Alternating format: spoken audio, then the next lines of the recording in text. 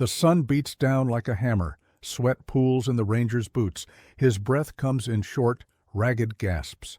Something's wrong. His vision swims. He stumbles beside the jeep, then collapses face first into the dirt. No one sees it happen. No one hears his body fall. Ethan had done this patrol 100 times. The reserve was his second home. But today, the heat was brutal, worse than he'd ever felt. The temperature had spiked past 110 degrees Fahrenheit by noon, and his canteen was nearly empty when he left the outpost. He thought he'd be fine. That was his first mistake. His second mistake? Going off route to check on a known lion territory, alone.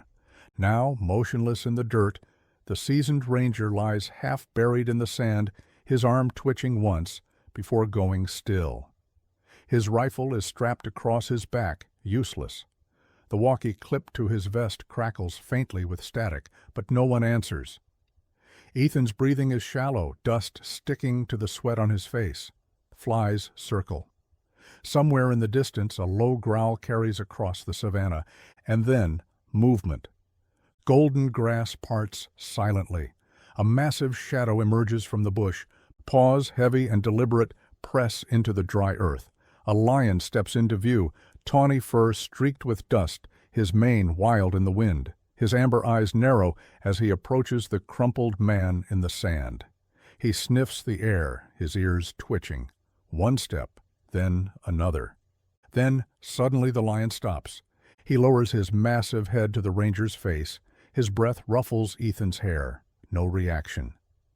The lion pulls back slightly, looking down at him like a curious god. He snorts, circles once, growls low. Then he roars. The sound tears through the stillness. It's a deep, bone-rattling thunder, meant to warn and summon, and it works. Within moments, the rustle of grass signals others are near. A lioness appears to the left, another younger male to the right. They pause, assess, begin to close in. But the first lion doesn't move. He turns, blocking the ranger's body with his own. The others hesitate. A sharp bark erupts from the big male. It's not a threat, but a command, a warning. The others slow. The lioness snarls, eyes flashing between the man and the male. The tension crackles like static. One wrong move could set them off. But the alpha stays planted, head lowered, tail flicking. Guarding. Beneath him, Ethan's fingers twitch again. He stirs barely.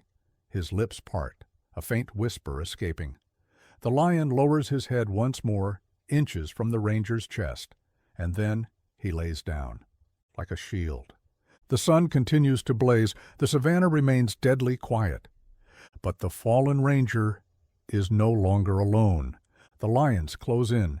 From the golden haze of the bush, 3 more shapes emerge.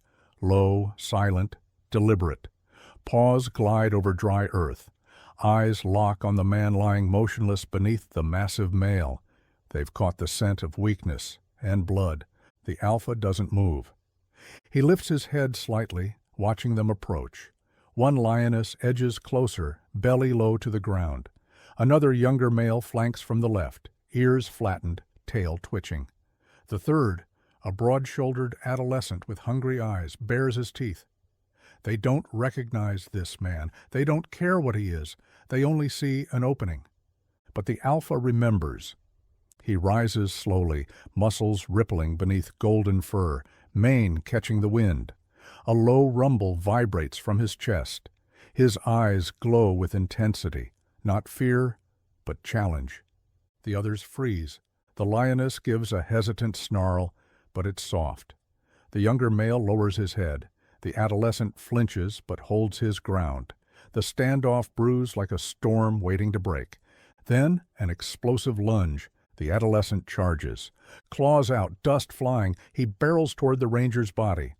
In a heartbeat, the alpha collides with him mid-air. They tumble in a blur of fur, teeth, and fury. Roars erupt. The ground shakes. Birds scatter from nearby trees. Ethan groans. He shifts slightly beneath the chaos, eyes fluttering. His skin is burning, lips cracked. Half conscious, he hears snarling. And something else. the unmistakable sound of a lion roaring in defense. But that can't be right. That doesn't make sense. The adolescent scrambles free, limping. The alpha lunges again, teeth snapping inches from his face. The message is clear: stay away. The young lion backs off, tail tucked. The lioness retreats into the grass. The others disperse. The alpha stands tall, panting, his body scratched but unyielding. He turns back to Ethan. And then, something incredible. The lion noses the ranger's shoulder, gently, repeatedly, as if trying to wake him. A deep guttural sound escapes his throat, not a roar, but a groan. A frustrated, urgent sound. He paces in a tight circle, sniffing the air, eyes darting across the open plain. No one is coming. He snorts and turns back toward the jeep, still parked, engine dead, no radio crackle. Then he returns to Ethan and paws at the dirt near his arm, digging slightly. The ranger stirs. A shallow gasp. His eyes flick open, bloodshot, blinking in the light.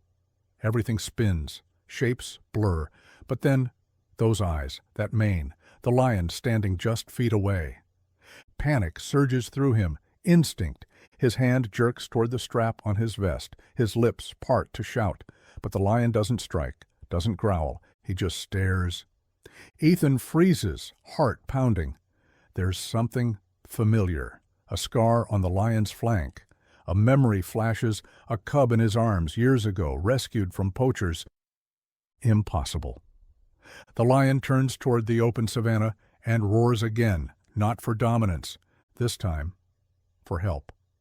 A figure moves on the horizon, dust kicking beneath tires, a ranger jeep.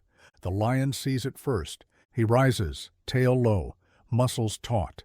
He doesn't run, he doesn't hide. Instead, he turns back to Ethan and stands his ground, massive, unmoving, unmistakably alert. Ethan tries to lift his head. His lips crack as he whispers, "Help!" But his voice is barely more than breath. His body fails him, limbs weak, vision spinning. All he can do is stare up at the lion, standing between him and the sky. The vehicle skids to a stop. Doors fly open. Two rangers leap out, rifles drawn. One shouts, "There's a lion, right on him." Another yells, "Is he breathing? We need a shot, now." They raise their weapons. The lion lowers his head and growls, deep and sharp. Not aggressive, defensive. His eyes never leave the approaching men. He plants his paws in the dirt, shielding Ethan's body with his frame. The younger ranger's finger curls on the trigger. Take him down? Wait. The older ranger, Gavin, steps forward, squinting through the heat shimmer, his eyes lock on the lion's flank. That scar... He lowers his gun. "Don't shoot, that's him!" The team freezes. "You mean..." Gavin nods slowly. "That's the cub Ethan saved 7 years ago, the one he raised, the one he let go back into the wild." Nobody moves. The lion huffs, pacing between Ethan and the rescue team. Each time they inch forward, he cuts them off, blocking access. Not attacking, protecting, as if the man lying unconscious at his paws is his charge now. "What do we do?" the younger ranger whispers. "We can't get close." "We wait," Gavin replies. "Let him decide." The lion circles once, visibly agitated. He walks to Ethan again, sniffs, nudges, then turns and lets out another echoing roar. It's not for dominance, it's calling. Gavin listens carefully. "He's trying to get us to move," he says quietly. "He's not just watching Ethan, he's watching us." The lion begins walking, then stops. He looks over his shoulder, waiting. It's a test. Ethan groans again, this time louder. His hand reaches toward the air, barely able to lift. The lion steps back just once, allowing a narrow path between him and Ethan's body. Gavin moves, slow, steady, unarmed. The lion stays still. Step by step, Gavin closes the distance. He kneels beside Ethan, checking his pulse. It's faint but steady. He glances up. The lion watches him, but makes no move. "He's alive," Gavin says, exhaling sharply. But Ethan's vest begins to beep. His automatic flare is about to go off. No, wait. Gavin reaches too late. Boom. A flash ignites. A loud bang splits the air. The lion bolts sideways but doesn't run. He wheels around, growling, not at Gavin, but toward the bush line. Movement. Another lion. Not one of the pride. This one is a rogue male, huge, scarred, limping, and mean. He's heard the sound. He's come to investigate. The lion who protected Ethan steps forward, lowers his head, hackles raised. It's about to be a fight. The rogue lion snarls. He's massive, shoulders hunched, ribs visible, old wounds crisscrossing his side. His amber eyes lock onto Ethan's limp body. Food? Territory? A threat? He doesn't care. He's here to dominate. And he's not alone. Two lionesses slink from behind him, following his lead. This isn't a scouting visit. It's an invasion.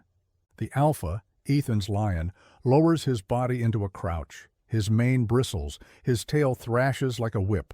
A growl builds in his throat, a deep, warning rumble that vibrates the earth. This is his ground, his ranger. He launches. The impact is thunderous, two giants colliding in a cloud of dust and fury. Claws rake, teeth snap. The rogue roars in rage. The two lions twist and slam into each other, paws striking with bone-breaking force. Gavin grabs Ethan's vest and starts to drag him backward. "Cover me!" The younger ranger fires a warning shot into the air. The two lionesses hesitate. Ears flatten, but they don't retreat. They're waiting for the victor. The brawl intensifies. Ethan's lion pins the rogue, then gets tossed like a rag doll. The rogue pounces, jaws snapping down near his throat. Blood sprays. But the alpha twists free. With a vicious roar, he bites down on the rogue's shoulder. The rogue screams and staggers, limping now. The lion presses forward, swiping, raking, striking again and again. Gavin drags Ethan toward the jeep. "He's burning up," he mutters. "We have to move, now." But they're out of time. The rogue lunges one last time, desperate and furious. But Ethan's lion meets him mid-air with a brutal headbutt. The rogue crashes to the ground and scrambles away, tail low, limping into the tall grass. His lionesses vanish with him. It's over. Sort of. The alpha sways, panting. Blood drips from his side. But he doesn't collapse. He turns to Ethan, still motionless, and limps toward him. "Get the stretcher," Gavin shouts. The younger ranger jumps into the jeep, grabbing the emergency gear. He freezes as the lion stops just inches from Ethan's body. And lays down. Again, like before. Guarding, watching, daring anyone to come close. "We need to get him in the truck," Gavin says, hands shaking. "We can't do it with him right there," the younger ranger whispers. "He's not moving." Gavin lowers his rifle, steps forward slowly. "I know what this is," he murmurs. "This isn't aggression. This is loyalty." He crouches a few feet from the lion. The two lock eyes. No growl, no threat, just recognition. "I remember you," Gavin says under his breath. "You were that broken cub. Ethan fed you with a bottle. He stayed up nights watching you breathe." The lion blinks once. Gavin sets the rifle down completely, opens his hands, kneels, and waits. After a long, tense moment, the lion rises. He limps aside, not far, but far enough. Gavin rushes in. They lift Ethan onto the stretcher. His fever is dangerous, his breathing shallow, but he's alive. As the engine roars to life, the lion watches from the dust trail. Then, with one last huff through his nostrils, he disappears into the grass. The world returns slowly. Cool air brushes Ethan's skin. Beeping monitors pulse beside him. A rhythmic four-drip taps in the background. He blinks, groaning softly, and sees fluorescent lights above. A white ceiling.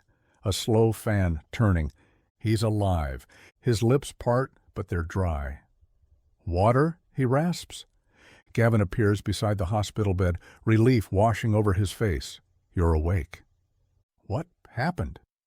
"You collapsed in Sector 9. Heat stroke. Bad one," Gavin says. "You were out for over 24 hours. Ethan's brow furrows. "Lions. I remember one of them. protected me." Gavin nods slowly. It wasn't just any lion. He holds up a tablet and swipes to a photo.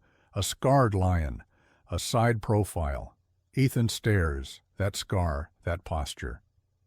"That's him," Ethan whispers. "The cub you rescued all those years ago," Gavin says. "He saved your life, fought off a rogue, held the others back, wouldn't let us near you until he knew you were safe." Ethan exhales sharply, emotion cracking through exhaustion. "I thought he'd forgotten." "He didn't," Gavin replies. "He remembered you, every step." 2 days later, Ethan sits in the back of the recovery truck as they return to the reserve. The sun is gentler now, early morning gold across the savannah. The breeze is cool, soft against his face. He gazes out across the plains, then he sees him. The lion stands on a small rise, framed by the sunrise, alone, regal, watching. The truck slows. Ethan steps out, still weak, leaning on Gavin's arm. The lion doesn't move, just stares. "Hey there," Ethan murmurs. No answer, no roar, just stillness. "You remember me," he says, "and now I'll never forget what you did." They lock eyes. A silent conversation only two souls could understand. Then the lion does something Ethan didn't expect. He turns his head and walks away. No drama, no roar. Just a silent retreat into the tall grass, like a spirit returning to the wild. Ethan stands for a long time, watching the grass sway. The next day, a plaque is placed on the reserve's ranger station wall. "To the one who saved the lion, and the lion who saved him." Tourists hear rumors. Some think it's exaggerated. Some call it legend. But those who work there know the truth. And Ethan never tells the full story, not because he's hiding it, but because some things don't need embellishment. They just are. Weeks later, Ethan's back on patrol, hydrated, cautious, wiser. He scans the horizon constantly, not just for danger, but for a flash of tawny fur, for a shadow in the grass, for a protector who now watches from a distance. Because out here in the wild, survival isn't just teeth and claws, it's memory, it's loyalty, it's a bond that can't be broken, not by time, not by nature, not by fear. And somewhere beyond the trees, that lion still walks, not as a threat, but as a guardian. Some say lions forget, that they're wild, untamed, and indifferent. But sometimes one act of kindness echoes louder than a roar and lasts longer than a scar. This wasn't just a rescue, it was a return, a full circle between a man and the animal he once saved. If this story moved you, show your support by liking the video, subscribing, and sharing it with someone who believes in the power of loyalty, no matter the species. Have you ever seen an animal remember something years later? Let us know in the comments below. Your stories matter, just like this one.